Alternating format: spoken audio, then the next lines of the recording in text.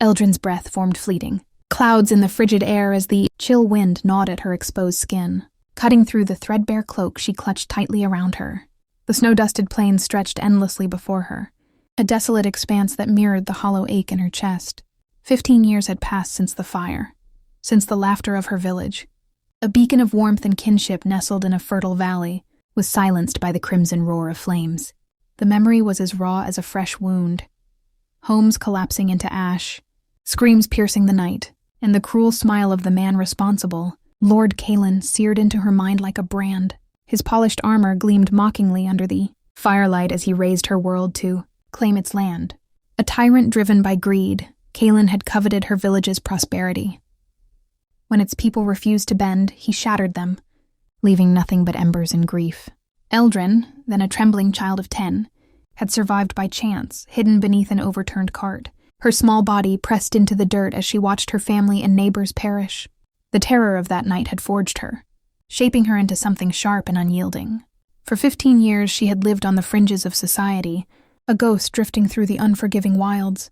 She learned to move silently, her footsteps softer than a whisper on snow. She trained with a blade until it felt like an extension of her will, its edge as precise as her resolve. She blended into shadows as if born from them, becoming a rumor, a specter known only as the Wraith, in the tales of travelers and thieves. Her only companion in those years was Gareth, a grizzled old ranger with eyes like flint and a heart scarred by his own losses. He found her half-frozen and starving in a ditch, her defiance burning brighter than her frail body should have allowed. Recognizing the fire in her gaze, he took her under his wing, teaching her the ways of the wild, how to track a deer through a storm, how to read the intentions of men in their fleeting glances, how to strike without being seen. Gareth understood her quiet obsession, for he too had lost much to men like Kalin, tyrants who crushed the weak to build their empires. As his health began to fail, he pressed a small, intricately carved wooden bird into her hand, a relic from her village, one of the few remnants of her past. "It's time, little bird," he rasped, his voice rough but warm. "Your wings are strong enough now. Remember what you fight for, not just what you fight against."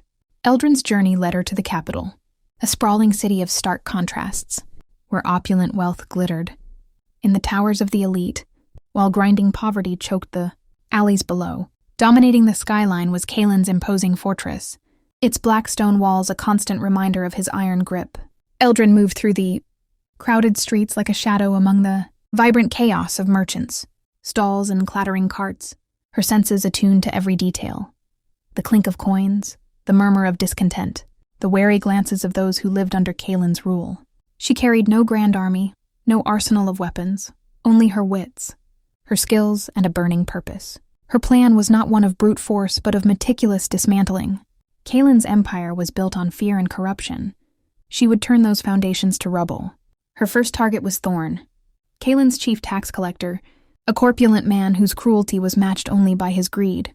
Thorn reveled in squeezing the poor until they broke, his lavish manner a monument to their suffering. Eldrin spent weeks observing him, blending into the city's underbelly as a beggar, a servant, a forgotten face in the crowd.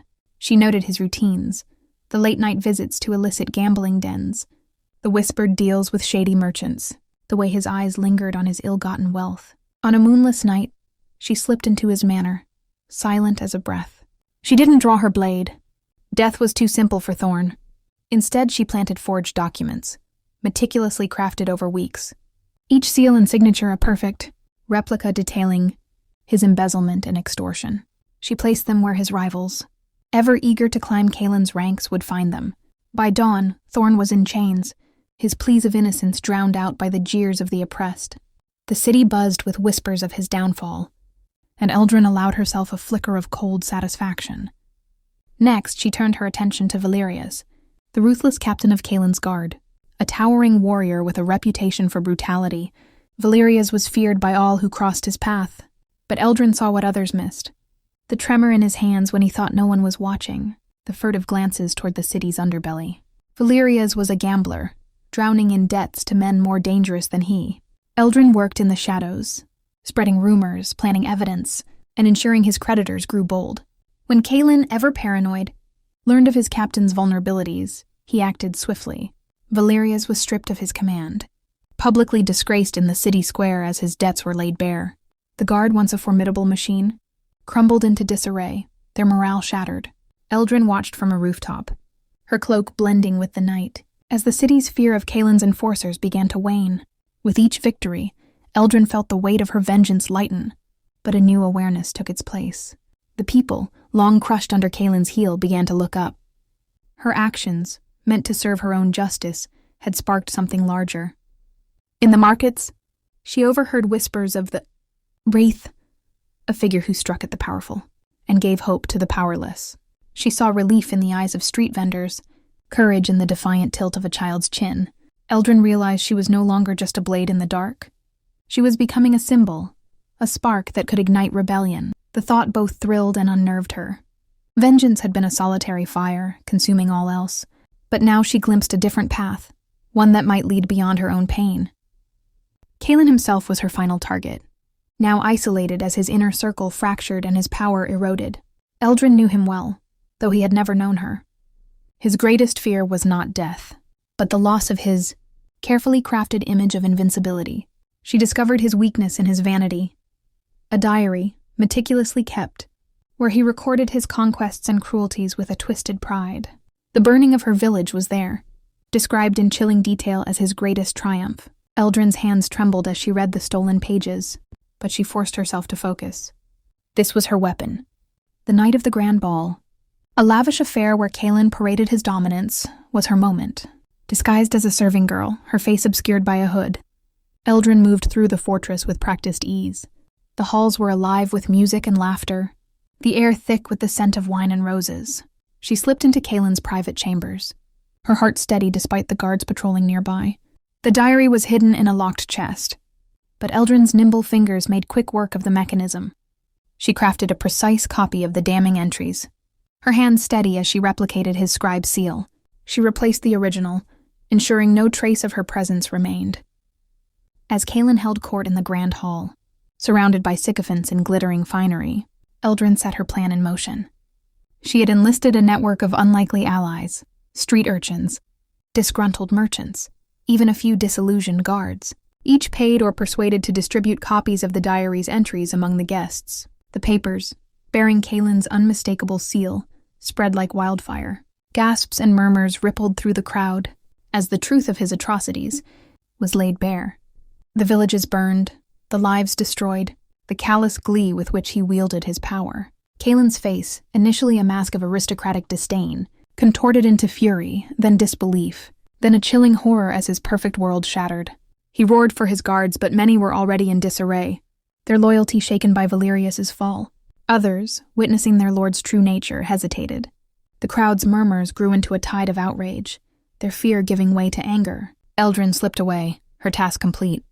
But she lingered long enough to see Kalin's empire crumble.